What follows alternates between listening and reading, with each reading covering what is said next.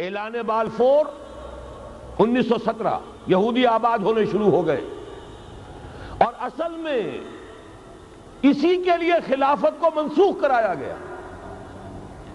سلطان عبد الحمید، اگرچہ یہ ترکی خلافت جو ہے مرد بیمار کمزور، پھر بھی وہ مسلمانوں والا جذبہ اتنا تھا، انہیں بڑی سے بڑی رشوت پیش کی گئی تھی۔ ظاہر بات ہے یہودیوں سے بڑھ کر رشوت دینے والا کون ہو سکتا، جن کے ہاں ایسے بینکر ہوں جو 40 بلین ڈالر کا ایک چیک لکھ سکیں۔ پھر یہ کہ ان پر سیاسی دباؤ بہت ڈالا گیا۔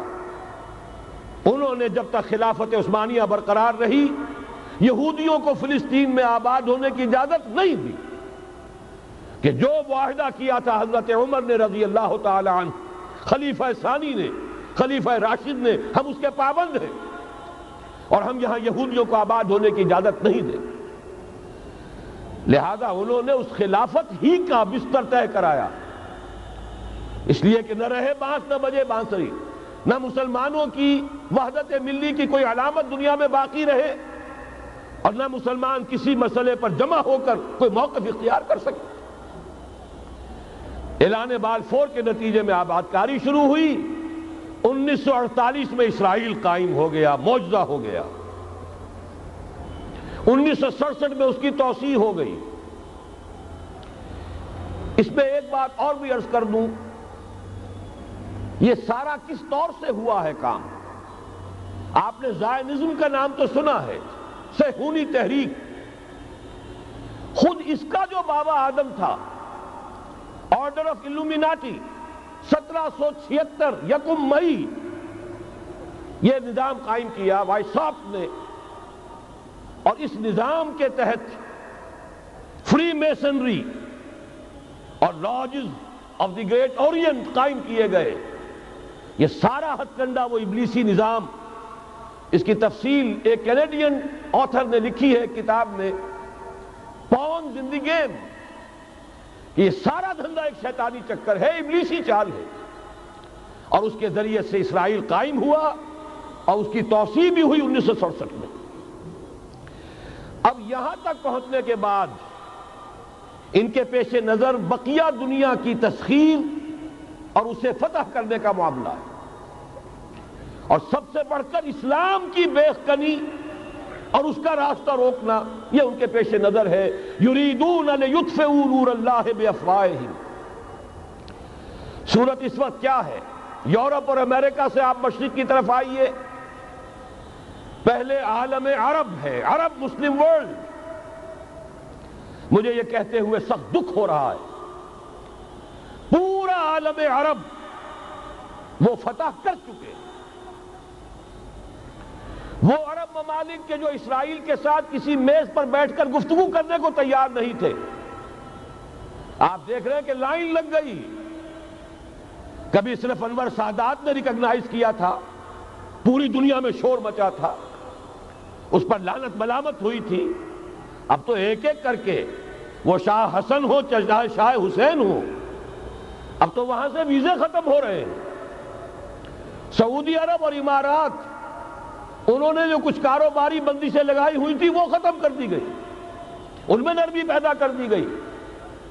یہ صورتحال ہے کہ واقعتاً ان کی جو عالمی تسخیر کا پروگرام ہے وہ آگے بڑھ رہا ہے، اور بدقسمتی سے امت مسلمہ کا جو قلب ہے، اس امت کا قلب امیین پر مشتمل ہے۔ هو الذی بعث فی الامیین رسولا منہم یتلو علیہم آیاتہ ویزکیہم الی آخر الآیہ۔ حضور بھی امی تھے، انہی میں سے تھے صلی اللہ علیہ وسلم، لیکن آج وہ قلب جو ہے عالم اسلام کا، وہ یہودیوں کے شکنجے میں کسا جا چکا ہے۔ اکثر وہاں کے جو حکمران ہیں، امریکہ کے ایجنٹ ہیں، سٹوجز۔ یہ حالات جہاں تک عالم عرب کا تعلق ہے، تلخ حقائق ہیں جو بیان کر رہا ہوں، اس لیے کہ آپ کے سامنے رہنا چاہیے۔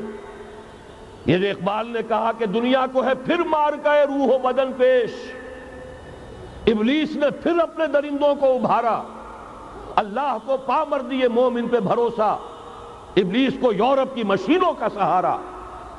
یہ دوبارہ ایک بہت بڑے پیمانے پر حق و باطل کا گھمسان کا رنگ پڑنے والا ہے۔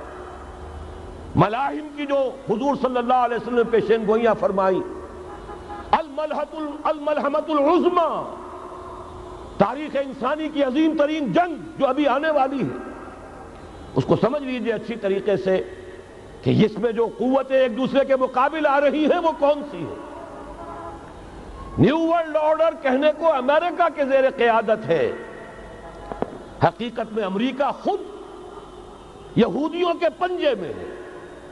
یہ وہی ابلیسی طاقت ہے جو آگے بڑھ رہی ہے۔ عالم عرب کو فتح کرنے کے بعد اب ان کے پاس اگلا عالم اسلام کا حصہ ہے، غیر عرب مسلم ورلڈ۔ ایران ہے، اس کے شمال مشرق میں ترکستان ہے، روسی اور چینی، مشرق میں افغانستان ہے، پاکستان ہے۔ یہ ایک بہت بڑا سالڈ بلاک ہے۔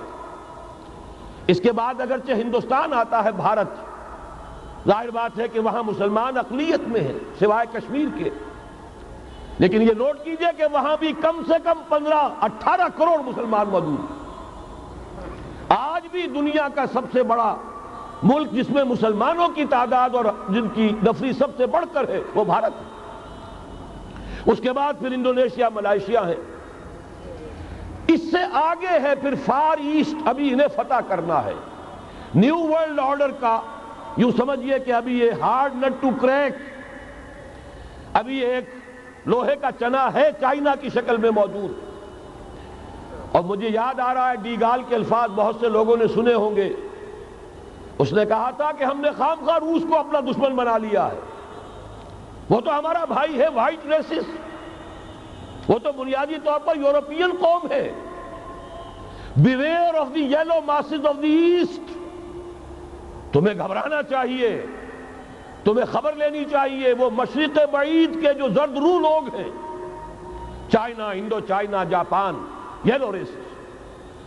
ابھی اس نیو ورلڈ آرڈر کے لیے جو فتح عالم اور تسخیر عالم کا پروگرام ہے، اس میں پہلے غیر عرب مسلمان دنیا اور پھر یہ فار ایسٹ کا خاص طور پر یلو ماسز، یہ ہے کہ جنہیں ابھی انہیں ٹیکل کرنا ہے۔ اور اسی لیے میں عرض کرنا چاہتا ہوں، حقائق ہمارے سامنے رہنا چاہیے۔